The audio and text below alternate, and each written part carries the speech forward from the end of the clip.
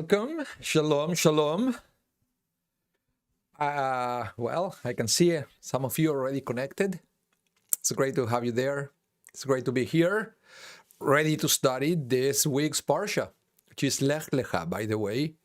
And I can already see some of the messages. David Wilder, Rocky Pollack, feels he's in an elevator with that background music.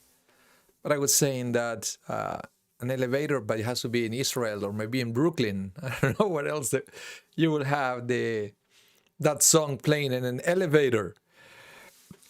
We have Shelly Chochinov, Michael Legoff, Terry Kushner. Hello, everyone. Well, it's great. It's great.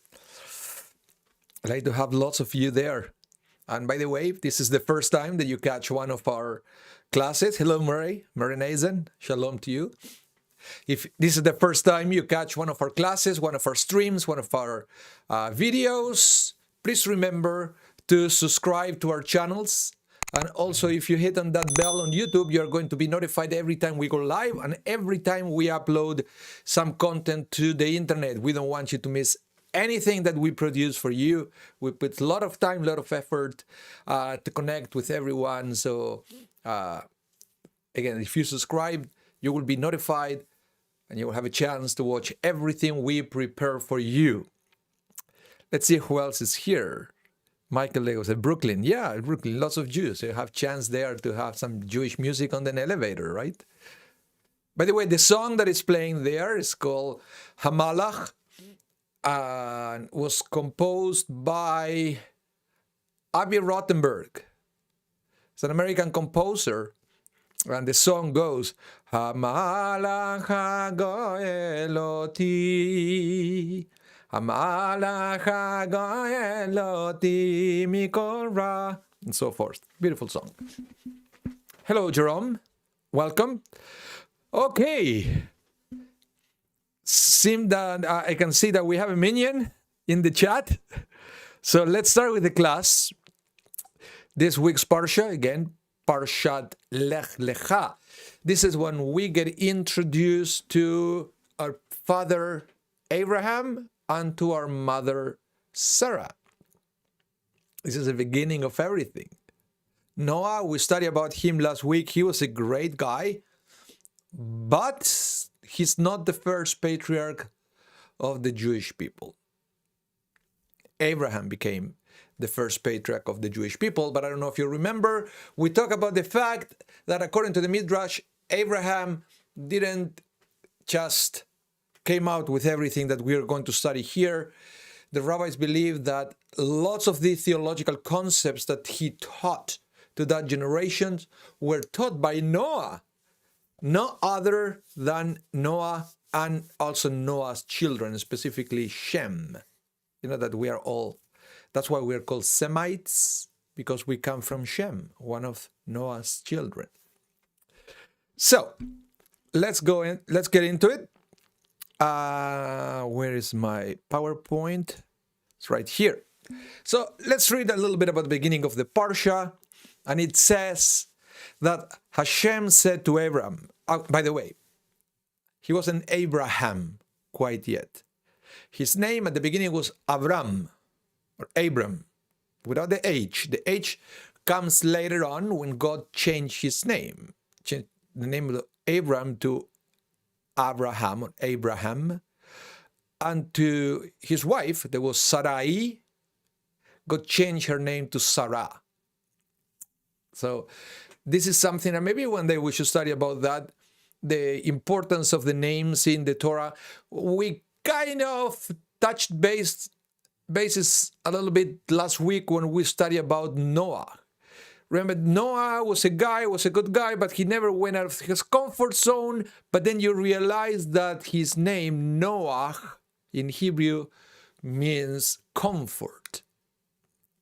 So the name is telling you a lot about the person. So sometimes what happens in the Torah is when the name doesn't describe the character of the person anymore, God will change his or her name to match what's going on with that person's life. Okay, so let's go to this one. Hashem said to Abram, go forth from your native land and from your birthplace and from your father's house to the land that I will show you. Now, this is God's call to Abraham. We know that something like this happened multiple times in the Bible, where God will call up to somebody to fulfill a mission. The only thing that we don't know sometimes is the reason. Why would God pick Abraham in that generation and not somebody else? If you remember from last week's Parsha, when God called Noah, we know why. God, the Torah said specifically why God decided to save Noah and to ask Noah and not other to build the ark. Because it said Noah was a tzaddik. And Noah was perfect in his generation. So we have a clear reason why. And then God said, because you are such a great guy, I want to save you and your family. So go build ark. The rest is history. Now with Abraham, God is telling him, leave your place, your birthplace, and go to this new land, which is it's going to be the land of Israel, to start something wonderful, something new. But we don't know why. The Torah doesn't say why God did that. Well, it's kind of interesting because if you keep reading the Torah, the Torah is full of clues of what was so great about Abraham. We learn about his actions, and we'll see eventually when we keep moving to the next parshiot, all the wonderful things that he did. But one of the things that we learn about Abraham is that he realized that, how can I say this? Monotheism was the way.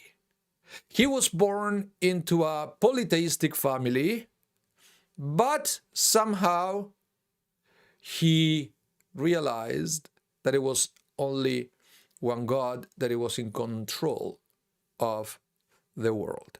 In part, as we already studied the Midrash, said that he was influenced by Noah, but the Rabbi said not until Abraham realized that it was one God. Then, when he prepared that vessel inside himself, then a teacher could put there some content to take his theological understanding to the next level.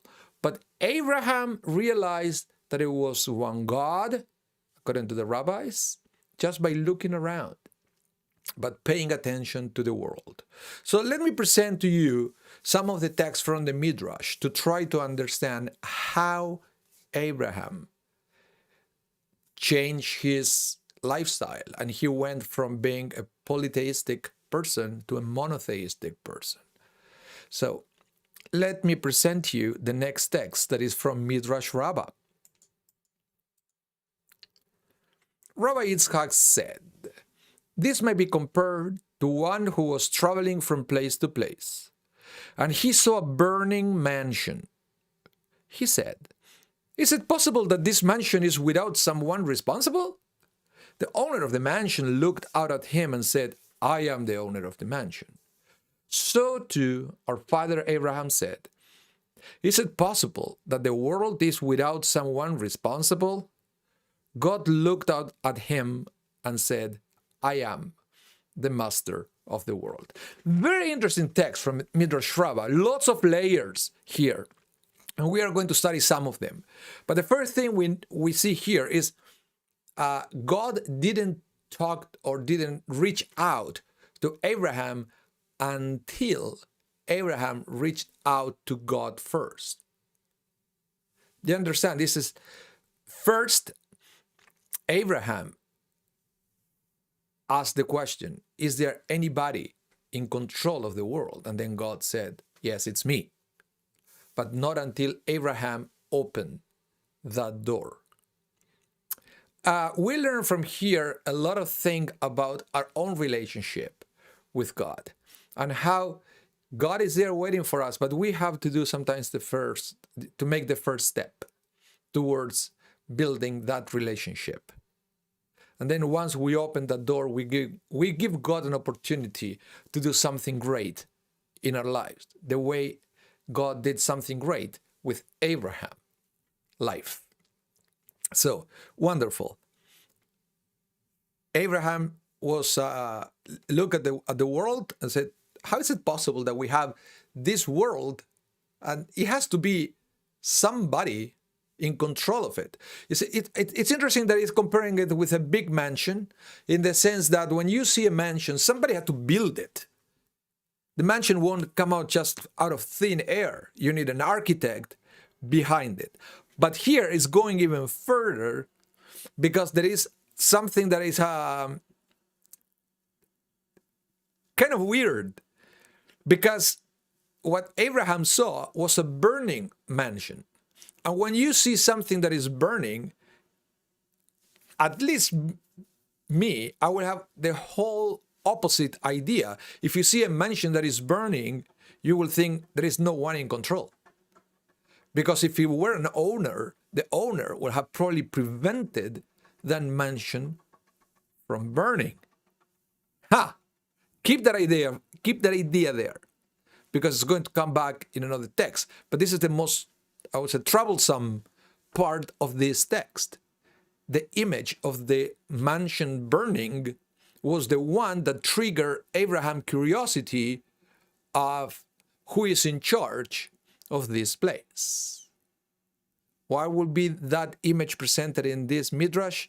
You're going to have that answer in a few minutes. So I will like to present the next text. This is a comment by a rabbi, Rabbi Eli Fisher, about that midrash from Midrash Rabbah. I would suggest that the midrash sees Abraham as confused and conflicted. A mansion is burning, right?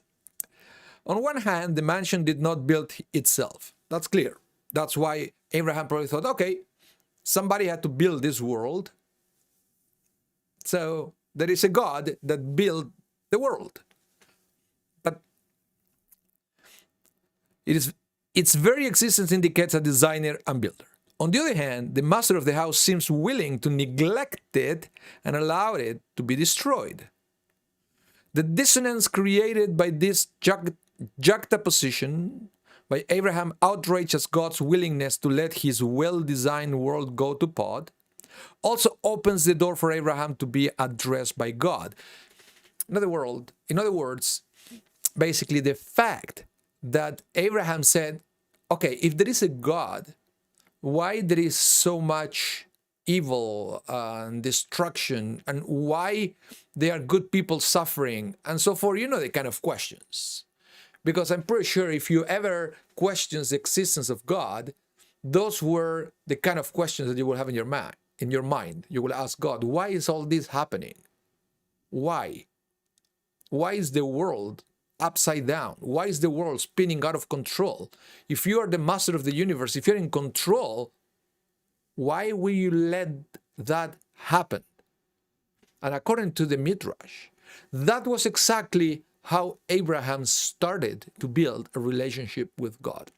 So don't feel bad if that is going through your head. If you look around and you cry out to God asking, why is this happening? Because that's exactly the first step to build a relationship with God. It's a very interesting concept. And that was, according to the Midrash, the way Abraham started his own relationship with God. Now, let's continue with another rabbi and another opinion about this same Midrash from Midrash Rabbah. So, why Abraham? God spoke to Abraham because Abraham spoke to God. We already said that, right?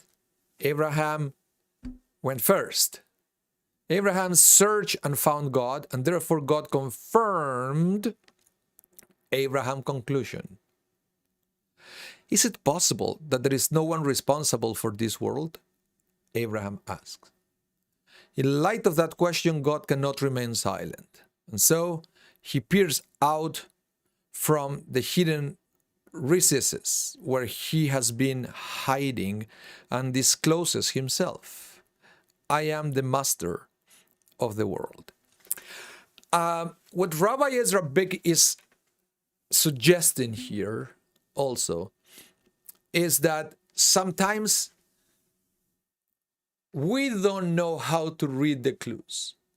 There are many things that they look one way to us, but from God's perspective, has a totally different connotation.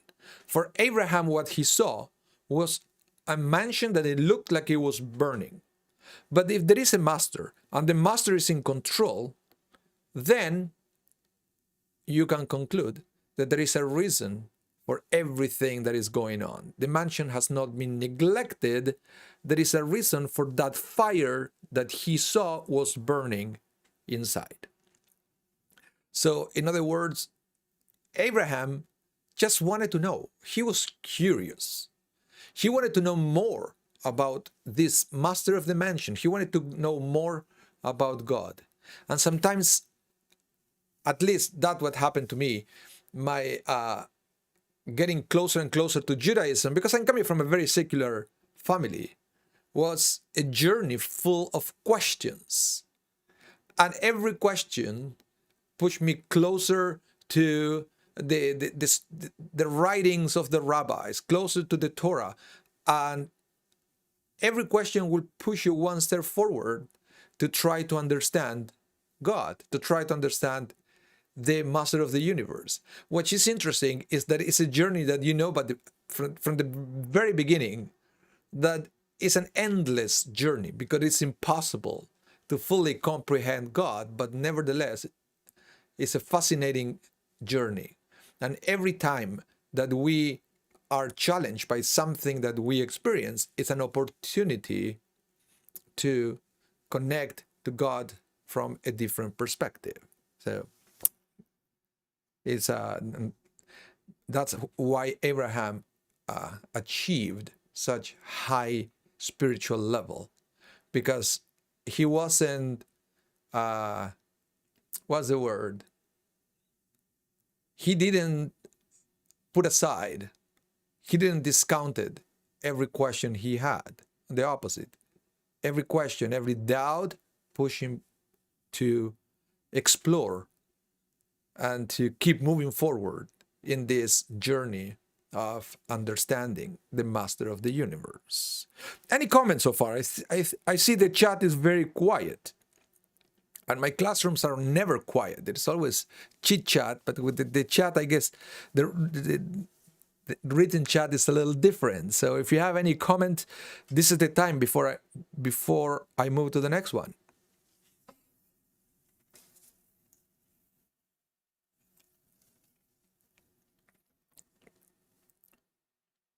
None. Okay. So let's continue. Now, let me present another reading of this Midrash from Midrash Rabbah. According to Rabbi Abraham David ben Asher Anshel, he said, oh, Mary, you are on Facebook. So every message typed on YouTube does not go to Facebook.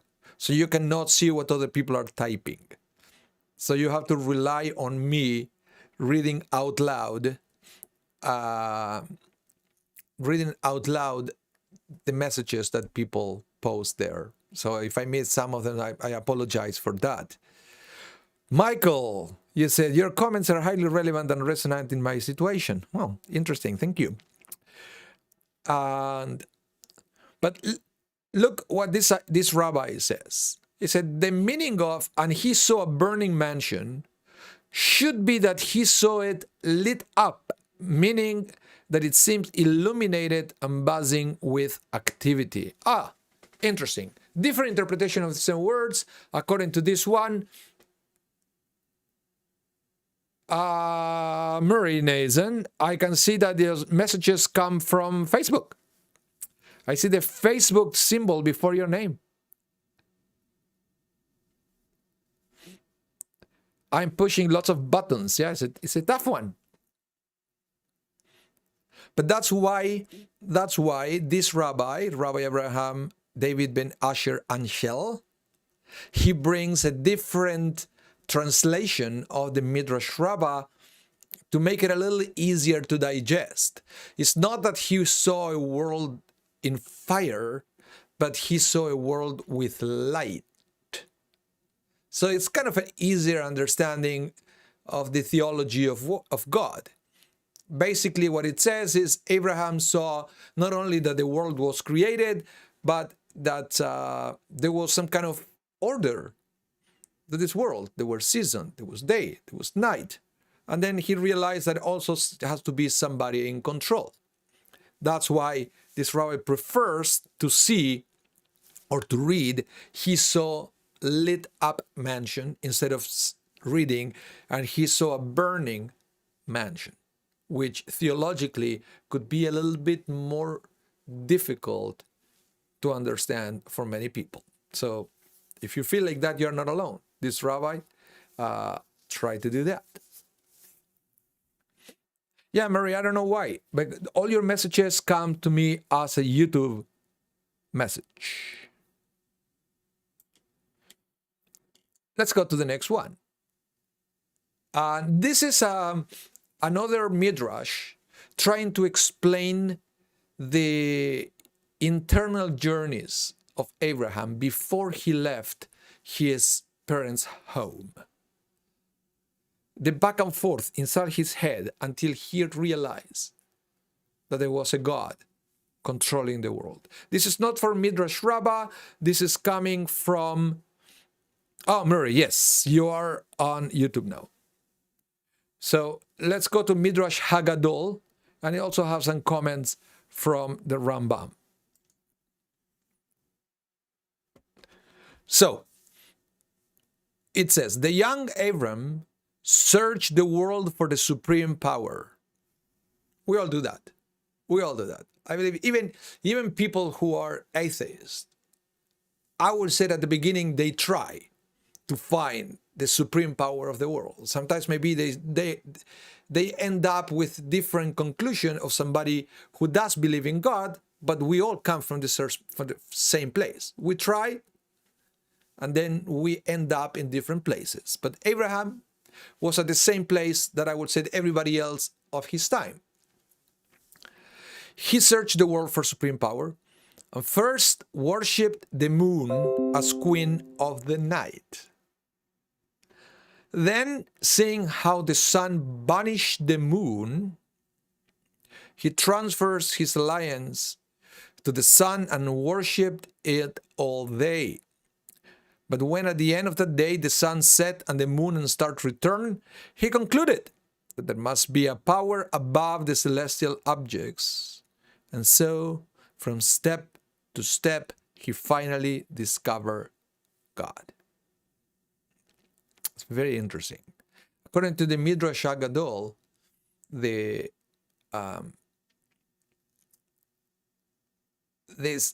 Abraham believed in one God. It was not a spiritual revelation. It was an intellectual process. Why is it so important for the Midrash to establish this, to write it down? Because we will see all along the history in the Bible that every time that somebody or a group of people believe in God because of miracles or some kind of divine revelation, that feeling was short-lived. The only time that we can be strong, or the only chance we have, I would say, to be strong in the belief of God is to try to find a rational approach to that existence of a divinity. Look at, for example, the Jewish people when they left Egypt. They experienced all the plagues. They crossed the Red Sea. They were fed with divine manna that it was falling from heaven every day, so they could eat every day. They have magic water coming from a rock the desert. But nevertheless, Moses took one extra day to come back from Mount Sinai. They built the golden calf. What is that? How is that possible? Because they believe in God was not a process that they wrestled with it and they thought about it and they discussed it and then finally they understood the concept. No, it was something that they got because some miracle that happened to them. So they have this profound feeling of the existence of God. But if that's all you have, it doesn't last long. Because eventually you're going to have something that is going to somehow contradict the first miracle that you experience. You're going to have doubts. And if you don't have any kind of structure in your head to deal with doubts, then the experience that you had before will be useless. And I believe that's sometimes the problem that we have when we struggle with our belief in God, because the first question you have to ask yourself is, why did you believe God in the first place? Was something that you study about it? It was a result of a long journey of wrestling with the world? So that's a very good question. And that's why the Midrash said, Abraham is not someone who one day he woke up saying, I believe in God today. It took him a long time to reach that conclusion, that God was in charge of the universe. In fact, you will see that Abraham was not young when he decided to leave his parents' house and start this journey. It took him that long to become the Abraham that we all know. Yeah. Jerome, you said he used logic to find God. Yeah, well, it's kind of, I guess, yeah, he used logic. Yeah. Shelley is a God's house. Well, this case is, we are talking about the entire world as God's house. Now, I have another text from Midrash Rabbah, kind of a long one, but this is a classic. I couldn't say to myself, Rabbi, you taught Parsha Lech Lecha, without presenting you this next text. If you didn't know it, it's time for you to know it. If you did know it, you will see it's good to read it again. It's a good one. Abraham's father, Terah, was an idol manufacturer. One he had to travel, so he left Abraham to manage the shop. People would come in and ask to buy idols. Abraham would say, how old are you? The person would say 50 or 60. Abraham would say, isn't it pathetic that a man of 60 wants to bow down to a one-day-old idol? The man will feel ashamed and leave. One time a woman came with a basket of bread. She said to Abraham, take this and offer it to the gods. Abraham got up, took a hammer in his hand, broke all the idols to pieces, and then put the hammer in the hand of the biggest idol among them. When his father came back and saw the broken idols, he was appalled. Who did this? He cried. How can I hide anything from you? Replied Abraham calmly. A woman came with a basket of bread and told me to offer it to them. I brought it in front of them, and each one said, I'm going to eat first. Then the biggest one got up, took the hammer, and broke all the other to pieces. What are you trying to pull on me? Asked Terah. Do they have minds? Said Abraham. Listen to what your own mouth is saying. They have no power at all. Why worship idols? Terah then handed him over to Nimrod. Nimrod was the king.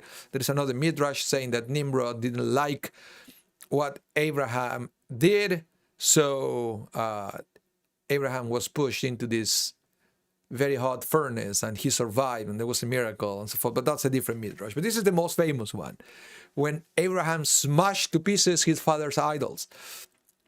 But it's a very interesting thing what Abraham said to his father. He said, listen to what your own mouth is saying. In other words, the other thing that he noticed around on people worshiping idols and stuff is that almost like people knew that the idols were fake. So they were just playing the game of worshiping and so forth. And he couldn't handle that. So Abraham almost like promised to himself that this new journey that he was starting, worshiping the one God, will not be the same, will be a sincere one. And that's why the process, that's why thinking about everything, to be sure of what he believed and to be consequent with that belief in his moving forward to this journey and to this new life. But I think that's the most powerful line in this text. Listen to what your own mouth is saying. I said, you know that is not true. You know that is fake. So why are you doing this? I'm not up to this game anymore. And it's interesting, again, because he was handled to Nimrod, the king of the place, because the whole kingdom of the whole structure of society was based on this lie, I guess. So they tried to silence Abraham. He was jeopardizing the order of the city, of the kingdom. So at the end, he decided to leave. That place was not for him. Rocky, what do you say? They look for an evidence-based conclusion that there was a God, not just that there must be a God. Yeah, but as I said, this was the beginning of the journey. See, the Midrash will say that Abraham realized, yeah, somebody's in control. Maybe it's the moon. Maybe it's the sun. Maybe are the stars. Who knows? It took him a while to realize, no, there is a God that is above everything else. But you see, I like what the Midrash says, because it said that was not instant. He was wrestling with different concepts for a long time. And I believe that's exactly the same thing that happened to each of us. That we kind of think that we understand God, and we said, no, it cannot be like that. And we try different ways, different things. And we wrestle with each one of them. And it's something that changes all the time. So the fact that you believe something today doesn't mean that you're going to believe on the same thing tomorrow. It's a journey, and it's a fluid journey. That hopefully it's a journey that takes you higher and higher to a higher understanding of God every time. Any new piece of information or evidence, using the words of Rocky Pollock, the evidence, every piece of that will bring you higher and higher and closer to God, because you have more tools to understand God's better.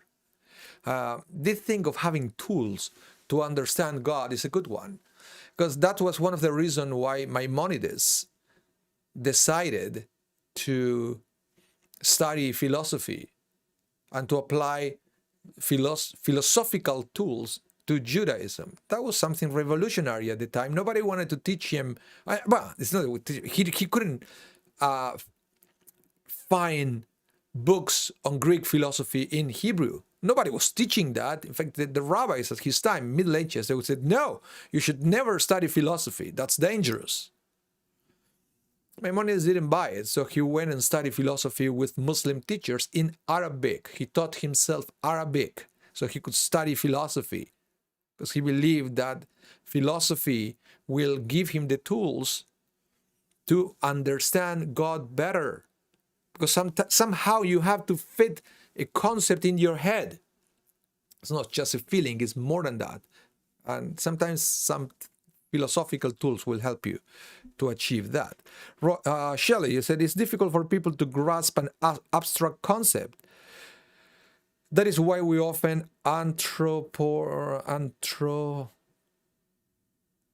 yeah, I know what you're trying to say. Beliefs and concepts. Yes. Yeah.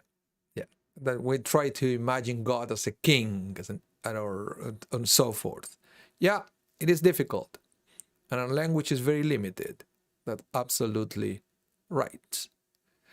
So, one more thing about this Lech Lecha, this commandment of God for Abraham to leave his homeland.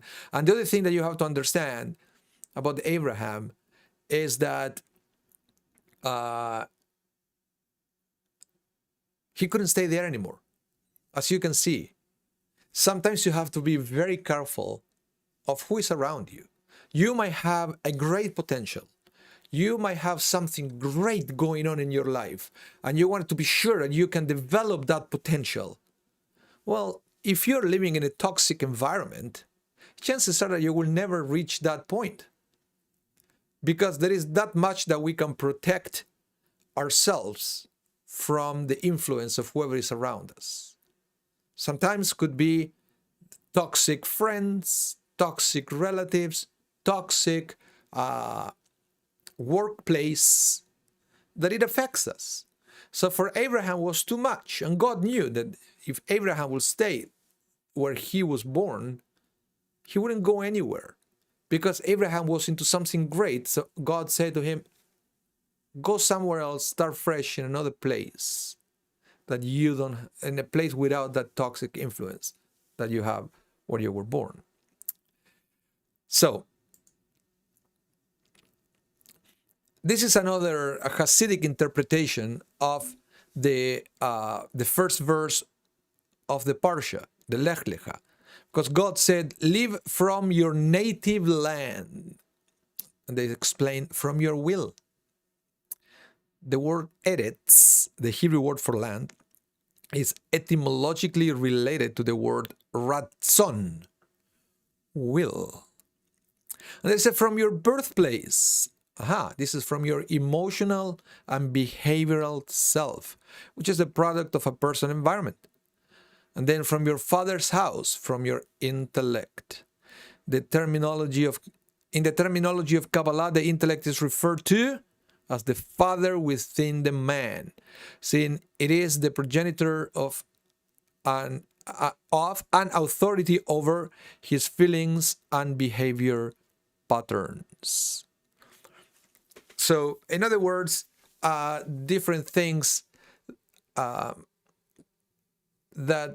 he learned where he was, but it was affecting his will, his emotions, and his intellect. So it was time to leave to another place where he could develop properly his will, his emotions, and his intellect. It's beautiful, very beautiful text from the Hasidic masters.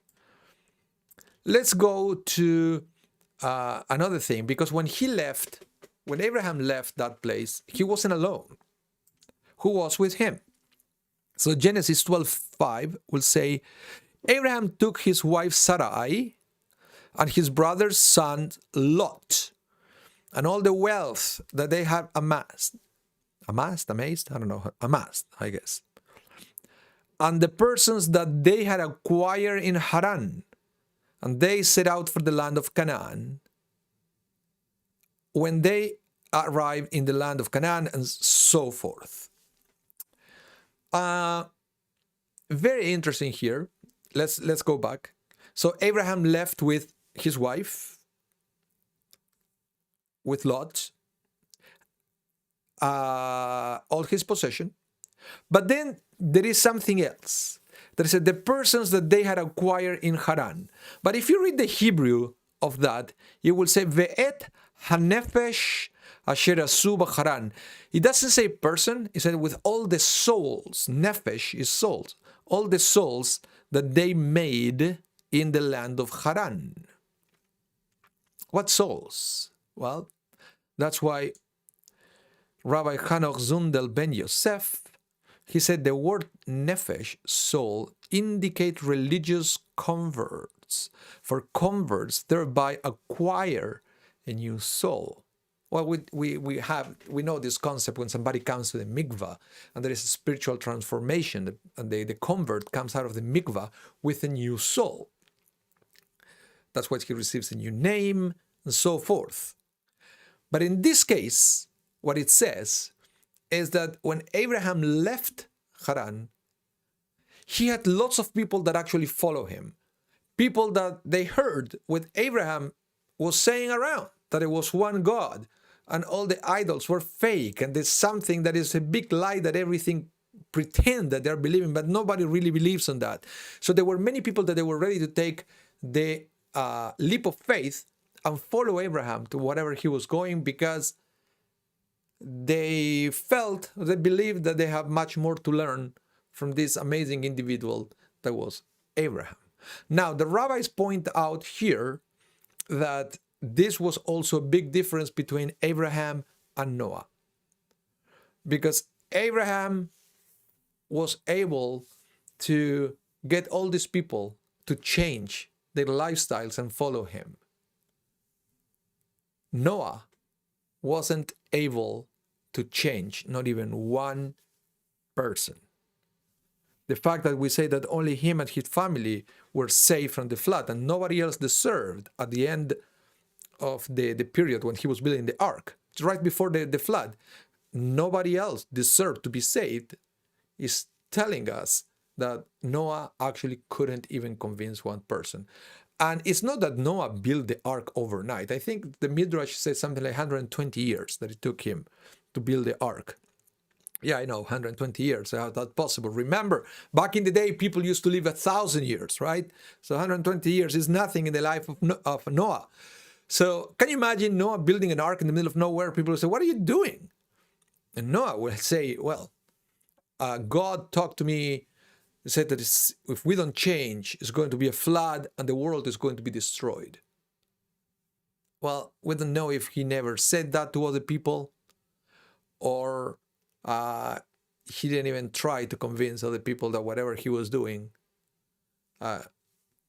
was real and there was a flood coming, and unless they will change, the flood is going to come. We don't know exactly the details. What we know is, at the end of the day, long story short, Noah was not able to convince anyone. And the world was destroyed, but Abraham was different. And not only that, we will see once Abraham moved to the land of Canaan, that the way he was convincing people to change was by establishing relationships with them. He wasn't standing on a podium yelling to the masses. He was connecting with people individually. Let's see, Michael Nathan, he said, you can't convince people to wear masks. Let alone make a flood. Yeah, absolutely. Yeah. Yeah, Jerome, you said converts to monotheism. Yes. Michael Legoff, interesting concept. Noah didn't convince one other person, but Abraham developed a following. Very cool concept. Yeah, and that's why Abraham is the father of the Jewish nation and not Noah. So the Midrash, this is Midrash Sifri, is talking about how Abraham convinced other people. And it says, Abraham would invite people into his home, give them to eat and to drink, show them love and bring them close to Hashem, convert them and bring them under the wings of the divine presence. This is to teach us that whoever brings a person under the wings of the divine presence, it is considered as if he has created him, formed him, and developed him. Very interesting concept of Midrash Sifri, because it makes you believe that, whoa, hold on a minute. So that means that Judaism is trying to proselytize people, to try to convince them to become Jewish. Well, short answer is not anymore. But it looks like we used to be like that.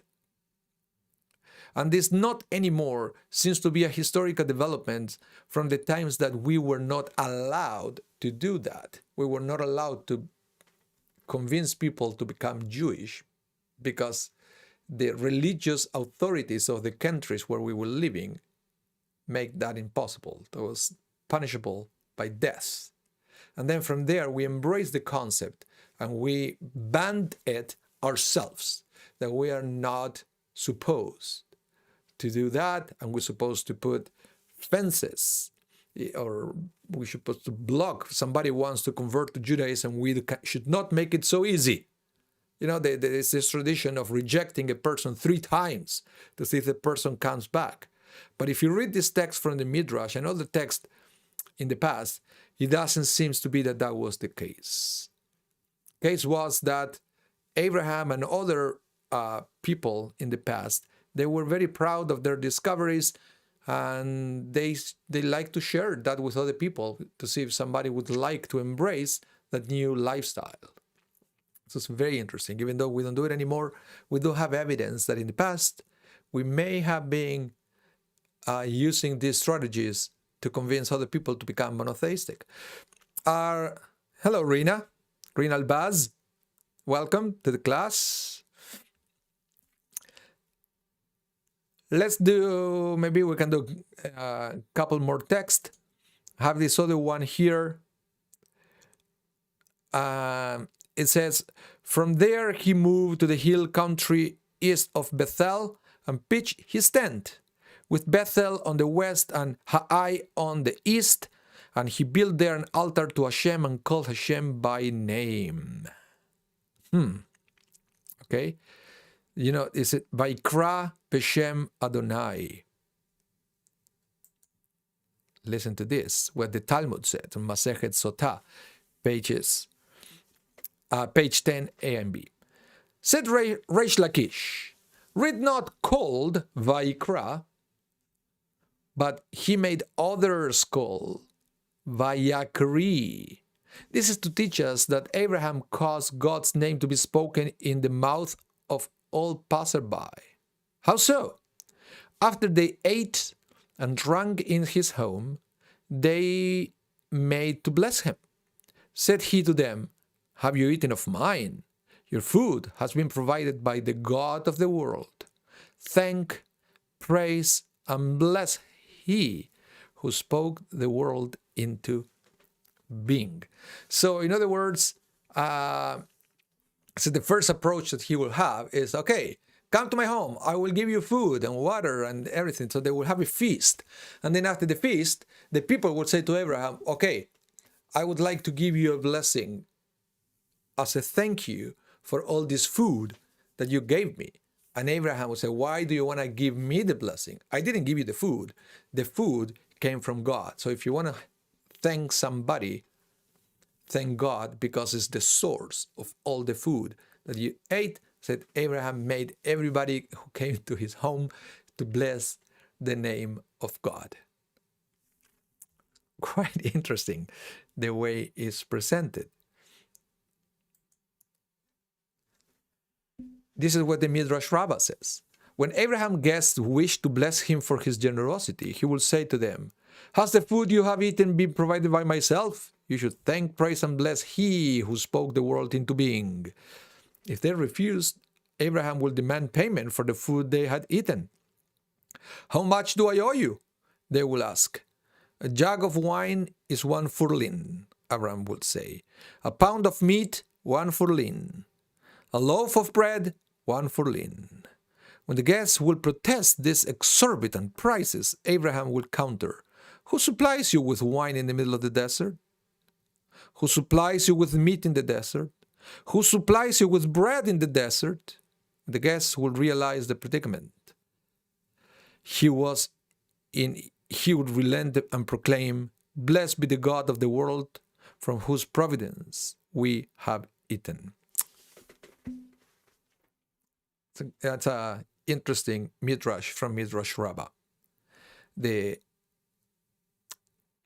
process to understand that God is the provider of everything we have in this world. And that's something that we've been struggling with as a nation. It's one of the rebukes from Moses, one of the warnings from Moses. When Moses sends to the Israelites, when they're about to enter the land, or to enter Israel after they left Egypt, when he said, guys, please listen to me. I'm going to be gone from this world pretty soon, but please, please, please remember that God is the one who's providing you. I know you're going to enter to the land of Israel. You're going to experience abundance there. And you are at great risk to forget this, what Abraham was telling the guest. You're going to forget that all the blessing is coming from God. So people will say, yeah, but what about my hard work? What about my intelligence? And the answer is, who gave you the intelligence? Who gave you the strength? Who gave you the bed to sleep at night so you could be strong in the morning, to go and work and make money?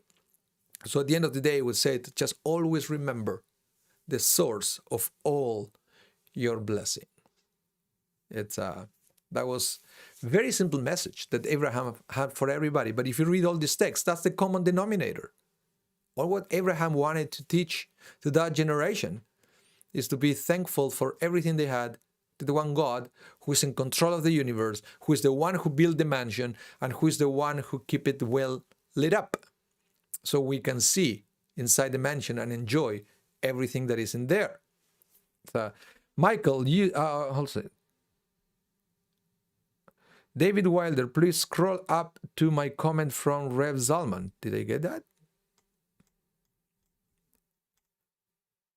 Oh, this reminds me of something Rev Zalman taught. Hashem created the man and man returned the favor.